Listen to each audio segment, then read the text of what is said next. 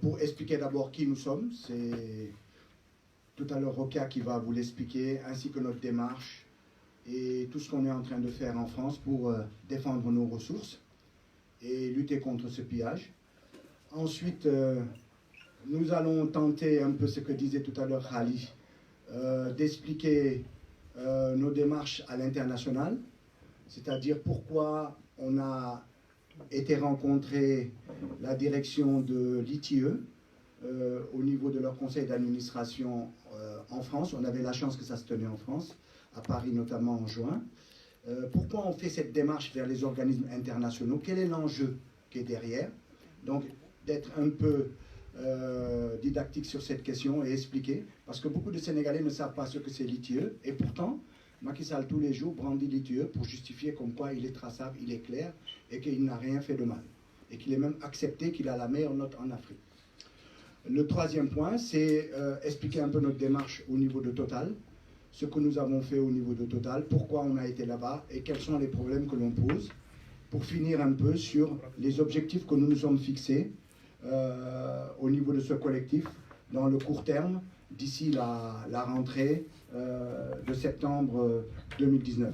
Donc voilà un peu l'objet de la conférence, et après on donnera la parole à la presse pour nous poser des questions, et on tentera d'y répondre du mieux qu'on pourra. Donc voilà, je vous remercie encore une fois de votre présence. Bon, il y a des amis qui devaient arriver, ils sont dans la manif de la Grande Marche africaine. Je pense que le temps qu'ils arrivent, mais il vaut mieux qu'on démarre, parce que là, on ne peut plus attendre. Je vous remercie.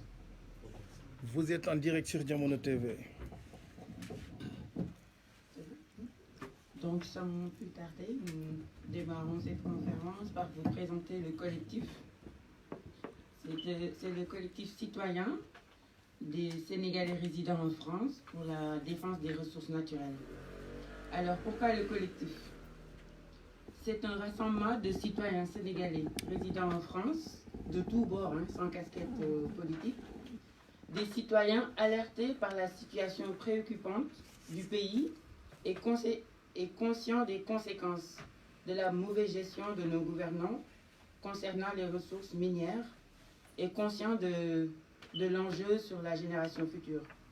Donc ces citoyens sénégalais veulent porter aujourd'hui le combat pour la défense des ressources naturelles devant la justice française. C'est pourquoi nous avons décidé de nous constituer en collectif afin de pouvoir ester en justice, porter l'affaire et pouvoir nous constituer en partie civile. Parce que nous n'avons pas d'autre moyen de le faire. Ce n'est pas en association que nous pouvons le faire, donc il nous faut être un collectif de citoyens identifiés pour pouvoir le faire. Alors, comment est né le collectif? Il est né d'abord, tout est parti d'un noyau. Un petit noyau qui s'est vu vers la fin du mois d'avril, qui s'est rassemblé, qui a discuté et qui a sensibilisé les uns et les autres sur la nécessité de se lever pour faire quelque chose, pour dire stop à ce qu'il se passe concernant les ressources naturelles, notamment le pétrole, où il y a un scandale qui a été porté à l'échelle internationale grâce au reportage de BBC. Mais bien avant, il y a eu des Sénégalais qui en ont parlé, mais qui n'ont pas eu l'oreille attentive que BBC a eue. Donc, ces citoyens outrés, choqués et scandalisés par l'opacité dans la gestion des ressources naturelles, qui est un bien qui appartient à tout un chacun, il faut le rappeler. Donc, ces citoyens se sont réunis et ont décidé, dans un esprit constructif, il faut quand même le souligner, parce que c'est pas que nous nous levons pour critiquer, juste pour critiquer le gouvernement ou pour nous positionner en tant qu'opposants, mais c'est vraiment dans un esprit constructif que les citoyens qui constituent aujourd'hui le collectif se sont levés pour d'abord dénoncer la spoliation de nos ressources, ainsi que tous les crimes économiques qui jalonnent la gouvernance du président Macky Sall, et en même temps, la corruption généralisée qui gangrène notre pays. Le collectif s'est aussi levé pour s'indigner de l'impunité des prédateurs de la République, ces bandits à col blanc et cette caste de dirigeants politiques sans scrupules qui n'hésitent pas à s'enrichir sur le dos des pauvres Sénégalais. C'est aussi pour fustiger l'état de délabrement de nos institutions, symbolisé vraiment par l'affaissement de la justice. Et enfin, le collectif veut réclamer la démission sans délai de Aliou Sall de toutes ses fonctions publiques, puisque son nom revient dans plusieurs affaires douteuses qui, à ce jour, ne sont pas encore élucidées. Et le combat que nous comptons mener aujourd'hui a besoin d'un certain nombre d'éléments. Un certain nombre d'éléments concernant ce combat a été évidemment porté à l'échelle internationale grâce au reportage du BBC, avec des chiffres à peine incroyables qui font qu'il faut aujourd'hui se lever comme une seule personne pour d'abord amener le gouvernement à communiquer, à nous dire la vérité sur tout ce qui entoure cette affaire autour du pétrole, et ensuite et surtout pour mobiliser le peuple sénégalais pour la défense des ressources naturelles qui est un bien commun malheureusement qui est en train d'être bradé et spolié par cette caste de dirigeants. Donc le collectif veut transformer l'indignation des Sénégalais en action politique concrète. Nous sommes aujourd'hui conscients que nous nous dirigeons donc sur le terrain pénal et que nous avons aujourd'hui de fortes présomptions de commission d'infractions dans divers contrats entre l'État du Sénégal et les multinationales, dont une qui n'était pas correctement classée et qui s'est retrouvée attributaire brutalement devant tout le monde, devant tous les autres. Je pense que vous savez de qui on parle. Et tout ceci s'est passé dans une totale opacité. Voilà, donc il s'agit de contrats conclus avec des dirigeants qui ne sont pas du tout conscients du poids de leurs responsabilités, du poids de leurs fonctions et du rôle qu'ils peuvent jouer dans l'avenir de toute une nation. Alors aujourd'hui, cette histoire du pétrole et du gaz, et bientôt peut-être du fer et de l'or, est devenue une préoccupation citoyenne. Ça n'a rien de politique, c'est devenu une affaire citoyenne dont tout le monde va s'impliquer. Parce que ce scandale n'est pas qu'un emballement médiatico-politique. Non.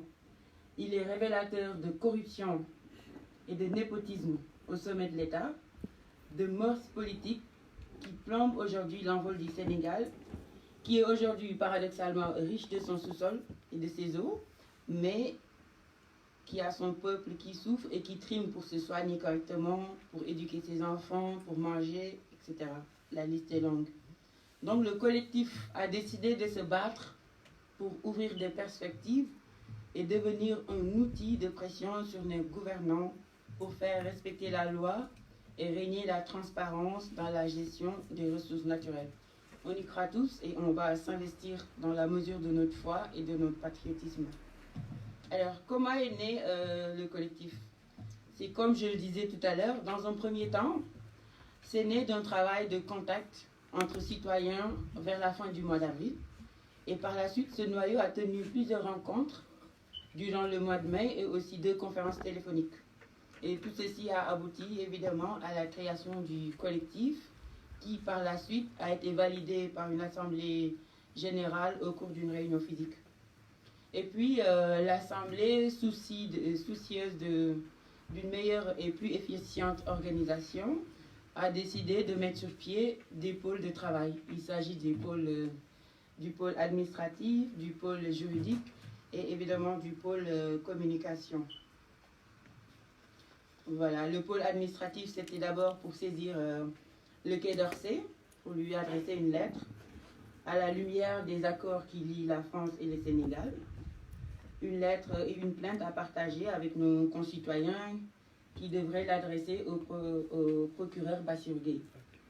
Enfin, le pôle communication, c'est comme vous le savez, pour faire les communiqués et éventuellement pour préparer les conférences, notamment la conférence de presse et d'autres conférences que nous prévoyons de faire.